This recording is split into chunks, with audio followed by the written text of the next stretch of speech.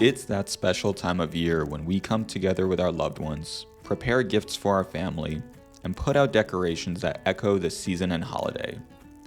And one of my personal favorite seasonal decorations is the Christmas village. Quaint and small buildings closely packed together along with the cotton-like snow that surrounds them. Nighttime displays remind us of serene and peaceful neighborhoods muted by fresh fallen snow. But unfortunately, most of the buildings that make up a Christmas village are illegal. Oops. In today's seasonal special of Tim Chin Walks, we are going to be looking at a common building that is seen in Christmas villages, and why under many city rules, it's actually illegal to construct this type of building. We are going to be looking at building and zoning codes across the major cities in the United States. So grab your hot cocoa, snuggle under a warm blanket, and turn on your Netflix fireplace as we step into the world of illegal Christmas villages.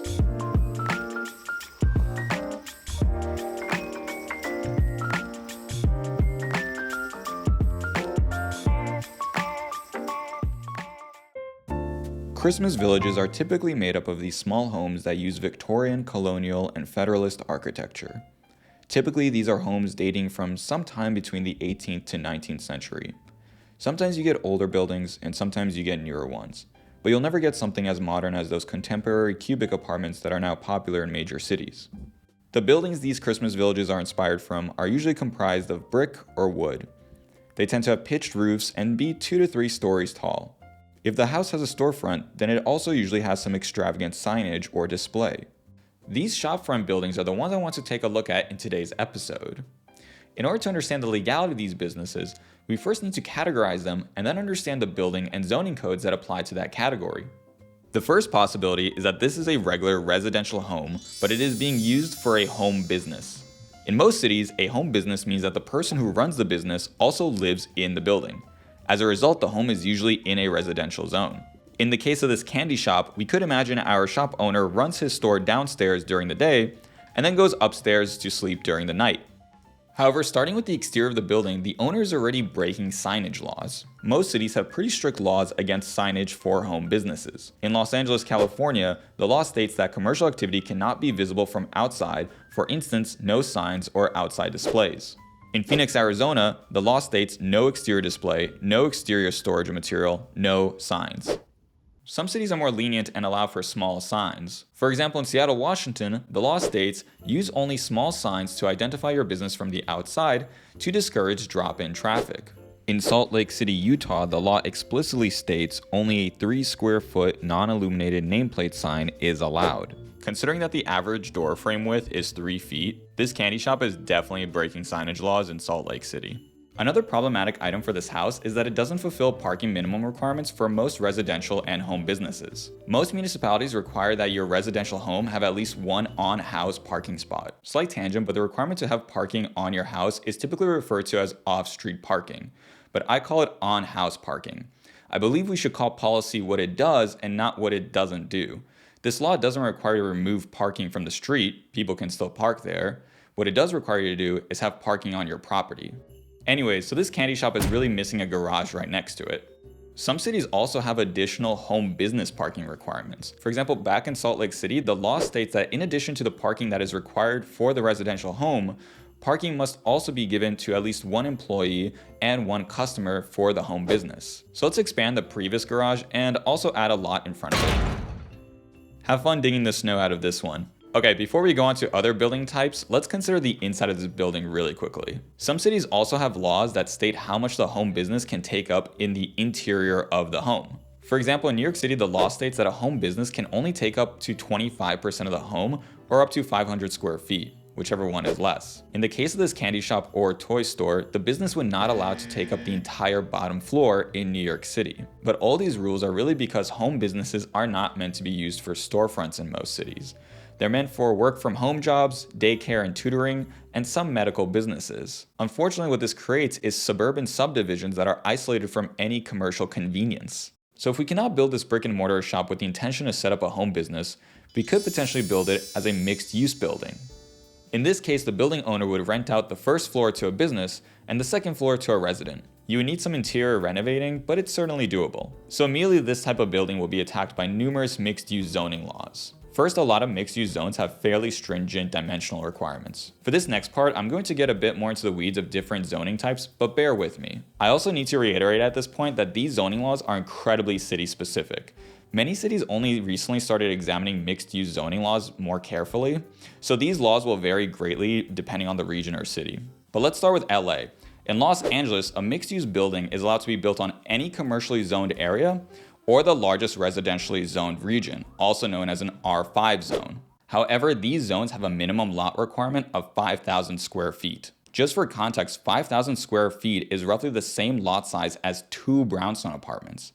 Los Angeles also has a zoning law that states that a mixed-use district has to span the entire face of the block that it is on. So without some community battling, you can't just set up a mixed-use building, or you need to find a very skinny block. And all this is not even getting into the parking minimum requirements of this mixed-use building.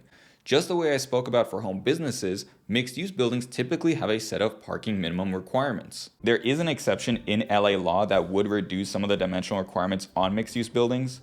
One exception is that the mixed-use district can have reduced parking minimums if it is by a train station, which is great. But the other exception is if a R3 or R4 zone, which are residential zones smaller than an R5 zone, is next to a highway. And no Christmas village is complete without an interstate highway behind it. There is one more type of mixed-use zoning that this shop might be better suited for. Not all cities have these, but some have a designation known as a residential business. These are businesses that are sometimes mixed-use, sometimes they are just shops that happen to be close to residential homes. In Salt Lake City, there is an official residential business zoning designation. In Portland, Oregon, there are commercial residential or commercial mixed level ones that these buildings could fall under. But this, along with traditional mixed-use zoning, is pretty rare. Like in Salt Lake City, this is the entire area in the whole city that allows for residential businesses. Oh, what's that? You can't see it? Let me zoom in for you. In Portland, these zoning designations are a bit more common, but they're incredibly spread out across the city. So this zoning class is just so rare. I kind of want to do a deep dive into why this zoning is so rare.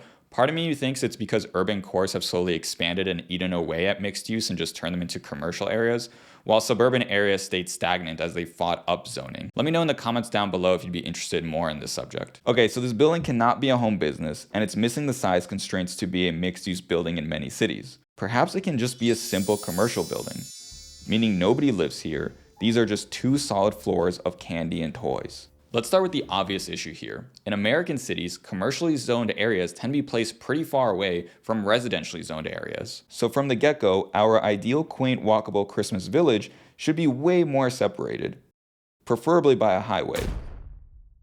Secondly, if we build this in a commercially zoned area, it will likely have to be in a low commercially zoned area, also referred to as a C1 zone in many cities. In Los Angeles, a pure C1 zone building with no residential does not actually have a minimum dimensional requirement. The shop would still need to abide by parking minimums. If we imagine that this building has a similar footprint to a Brooklyn brownstone apartment, roughly 2,000 square feet, then for a retail shop, it would be required to have 8 to 10 parking spots by LA law. I know I'm saying this so casually because it's become such a trope, but parking minimum requirements are really why we can't have walkable cities. It means your Christmas village goes from looking like this to looking like this. Some cities also have height maximums for their C1 zoned areas, but they're a little bit disguised. Instead, they use something called a floor area ratio requirement, which defines the maximum ratio between the total area of all the floors in your building and the area of the land that the building is on. In New York City, buildings in the zone C11 have a FAR requirement of 1:1. So if we had a plot of land that was the exact size of our candy shop and it was zoned for a C11 area, it would be illegal to build this candy shop on that land because it has a FAR of 2:1. We would need to find a plot of land that is at least twice the size or go to a differently zoned area. FAR requirements are actually a fascinating subject on their own. If you'd like to learn more about them, leave a comment down below and I'll consider doing a full video on them. So throughout this episode, you've seen me apply these various rules against a single candy shop.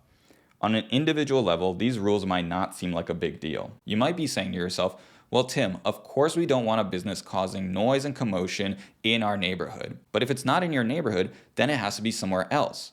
And then you say to yourself, well, Tim, of course we need parking requirements because I have to drive to that somewhere else. This train of logic might be fine in isolation, but when you start to apply these laws on every single business and shop in a city, you start creating an unsustainably large city that is problematic to maintain in the long term and difficult to traverse in means other than a car. It means you are more frequently paying to repair damaged roads across a city, a problem which only grows over time. It means that the barrier of entry for a small business is higher because you need someone that needs to be able to afford the land for the shop and the land for the parking lot. It means transit networks are less effective in a city because you are no longer trying to connect high density nodes in a city and instead are trying to connect a distributed sprawl.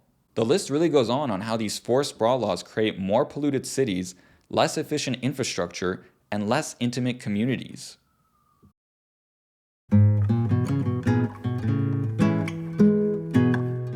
Hey all, thanks again for watching today's episode and for an amazing year.